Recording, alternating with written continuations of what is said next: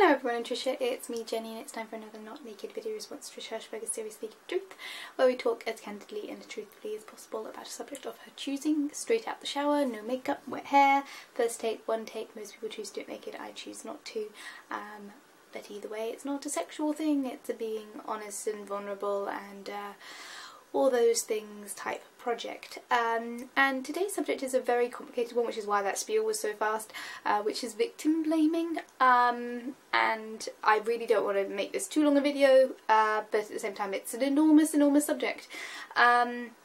So when the term victim blaming comes up, more often than not, for me personally, it almost immediately jumps to victim blaming when it comes to violence or sexual violence or that sort of aspect of life. And it's very interesting when it comes to victim blaming in terms of sexual violence, because for the most part there is a culture of kind of acceptance with victim blaming.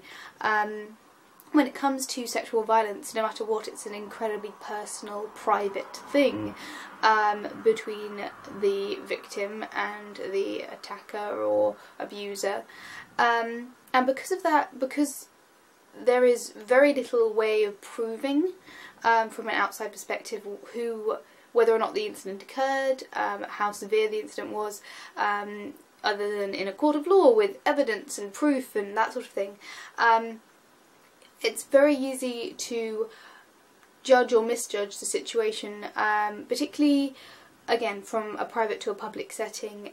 With sexual scandals, it's very difficult to be able to work out the truth from the evidence that comes out, because obviously the evidence that comes out is filtered through press, it's filtered through who is speaking about what when.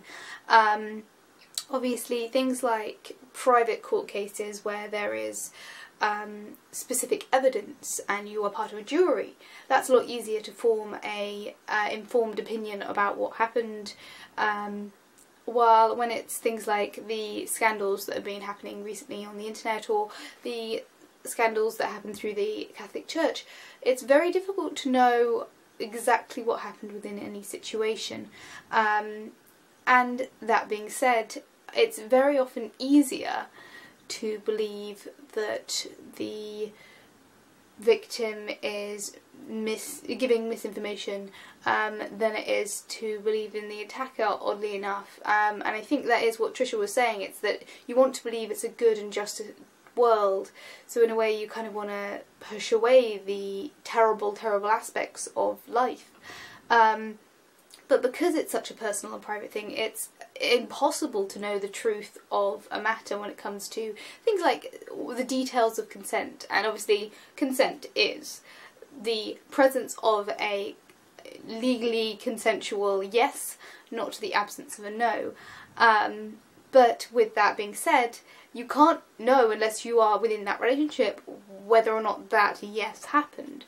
And so there is that level of lack of clarity when it comes to that situation, and because of that lack of clarity there is room for misinterpretation and misimagination of the situation, and it's easy within that to blame either side. If you're wishing for a good and truthful world, you kind of want to even the playing field, which is a horrible thing to do, especially when someone has been victimised, when they have been persecuted in that situation, and then they're persecuted once again by outside forces.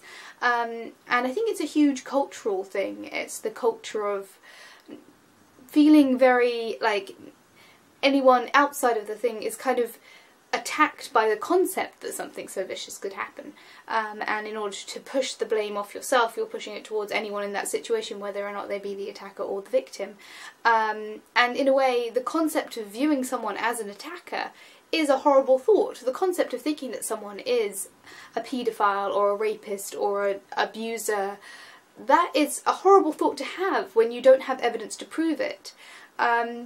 So, like, it's a mean thought to believe someone is a predator, but it's also an even meaner thought to believe someone would fake that attack. It's one of those things that when these big scandals happen, you have to keep a completely open mind, because to persecute someone when they're not an attacker is as bad as to persecute someone who was attacked.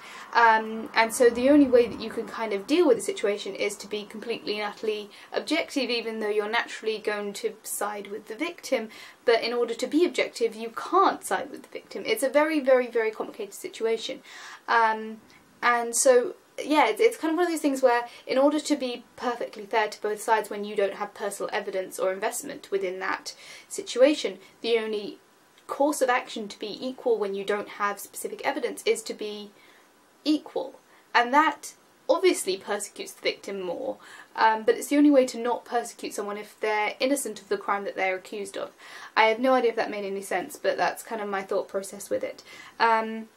Obviously, no one has the right to abuse or victimise or commit a crime against someone else, but it's very difficult when you're not actually involved in that situation to judge the situation without specific evidence, and without it the only way is to assume that both people are right, and therefore that means that someone is being mistreated from your perspective. Again, I don't know if this is making any sense, but that's my thought on the matter anyway. The world is a very, very scary place, and it's easy to deny it. And I think, yeah, for me personally, the only way to approach a situation is to view each side equally until you have evidence to prove wrongdoing.